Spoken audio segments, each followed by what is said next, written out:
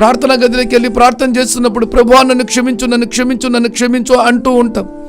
కానీ నిన్ను పరీక్షించుకున్నట్లయితే ఇతరుల పాపములను నువ్వు క్షమిస్తున్నావా లేదా నీ జీవితంలో చాలా ప్రాముఖ్యమైనది. ఇప్పుడు దేవుని బిడ్డలారా, చాలా ప్రాముఖ్యమైనది. ఇతరుల పాపాలను ఎప్పుడైతే క్షమించే వ్యక్తిగా నువ్వు ఉంటావో ప్రభువు నీ పాపములన్నిటిని కూడా క్షమిస్తాడండి. నీ జీవితంలో ఎంతోమంది ఎదురవుతూ ఉంటారు. వారి విషయంలో నువ్వు క్షమించలేకపోతే దేవుడు అంటున్నాడు, క్షమించలేకపోతే నువ్వు నాకు ఇష్టమైన బిడ్డవు కాదు, నేను కూడా నిన్ను క్షమించను అన్నాడు. ఈరోజు పరీక్షించుకో. క్షమించడం క్రీస్తు మనకు నేర్పించాడండి. క్షమించడంలో మనం ఇంకా ముందుకు వెళ్ళిపోతాం. క్షమించడంలో గొప్పవారిగా పేరు తెచ్చుకుంటాం. క్షమించడంలో దేవుడి వాగ్దానం నెరవేర్చే వారిగా మనం ఉంటాం. క్షమించడంలో ఎదురువారిని, శత్రువుని సైతం కూడా మిత్రులుగా చేసుకునేటువంటి వారిగా మనం ఉంటాం. ఇది మామూలు విషయం కాదండోయ్.